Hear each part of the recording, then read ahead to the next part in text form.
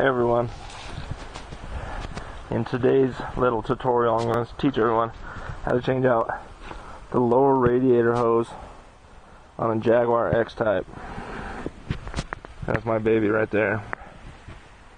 Now the first thing I've done is I've taken and I got it up on blocks, on cinder blocks with jack stands as safety. So that's the first thing you want to do. The next thing is you want to take the battery out. Now I'm not going to show you guys how to take the battery out, because if you don't know how to take the battery out, you shouldn't be doing this. Something I did want to mention, there's a whole bunch of bolts. Well, there's 6 bolts that are 13 millimeter, and then down underneath it that attaches into this guy right here, into that, there is one 10 millimeter bolt. So you want to make sure you get all those out. And the next step is to pull out the air box and the hose. Just to let you guys know, there's some little bolts. These are 8 millimeter bolts, and then there's one bolt right here that is a 10 millimeter bolt. So I'm going to go ahead and do that. You just take these screws out, pull everything out. Make sure you don't break your mass airflow sensor. It's right here on this Jag. If anybody was wondering, right here is where the water pump sits. That's really easy to change out, but make sure you don't hurt that. One thing I forgot to mention, whenever you're working on a car, get you something to store bolts in so you're not storing them on the ground. I'm using just this old Maverick cup. You know, you can use anything you want, but that's what I'm going to use. And again, I'm going to start right here, and I'm just going to pop all these. These don't actually come out. But I'm just going to loosen all those, take these off, and take that guy off. So I'll be right back. Alright guys, there's a connector right here for the mass airflow. What you want to do is you want to push in right here, and then this just wiggles straight out. Okay guys, and there you go. All I did was loosen those screws. Then I loosened this clamp. Now on yours there's not going to be a clamp. Okay, you have to, there's a tool that'll take yours off where you can cut it and just get a clamp like this and reclamp it back on. But that's how you do that. Then we're going to take the air filter out.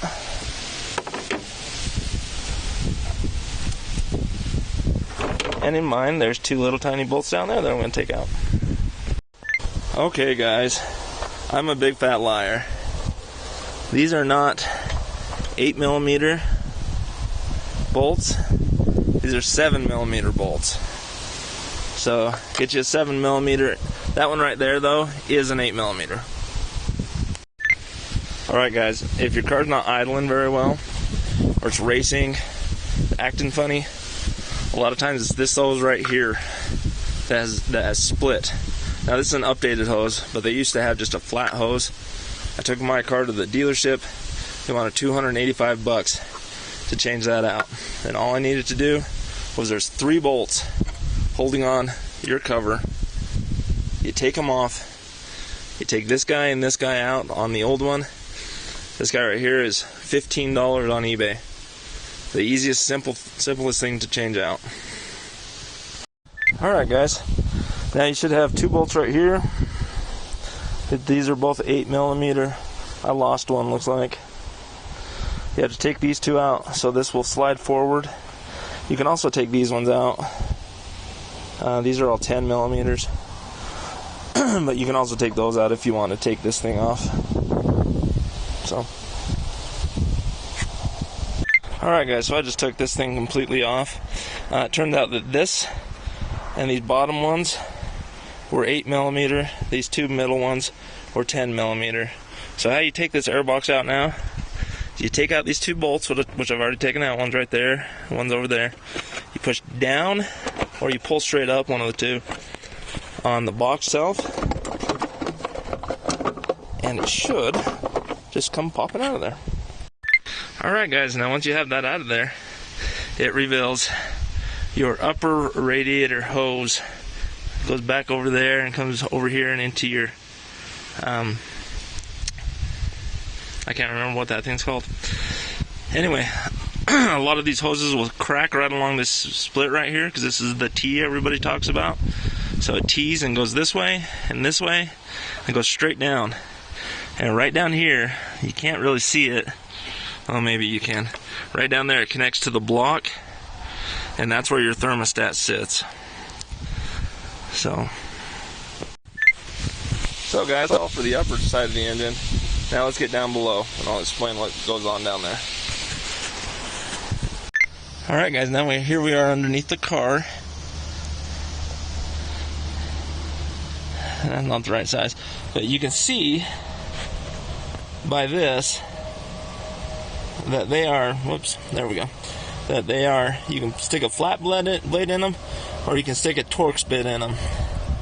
And let me find out that Torx size and I'll tell you guys. Alright guys, it looks like the size is a T30. That fits up in there. T30. Fits perfect. Alright, so I'm going to take all those out and then drop this guard right here. And I'll come back when I do that. Alright guys, so I was able to get the ones from the underneath out. But if you look, there's one right here and one back over there. So I'm just going to get a little stubby wrench or stubby screwdriver, take those ones out. Alright guys, I found out that with my favorite little quick on and off right here and my T30, I was able to get those out pretty easy. Alright guys, and that is the guard taken off the car. Now I am going to make sure to clean all that up real good before I put it back on. Hey YouTubers, so I found out that my coolant leak was not coming from the lower radiator hose, because we pulled that shield off. Took a look, that's completely dry. It is coming from, though, where I installed the upper radiator hose. It's connected to the block, it's leaking around there, and then also where it's connected to the down pipe, it's leaking there. So tomorrow I'm going to drain the system, take that upper radiator hose off, clean everything up really good, apply some sealant, and maybe get a couple more hose clamps. See you then.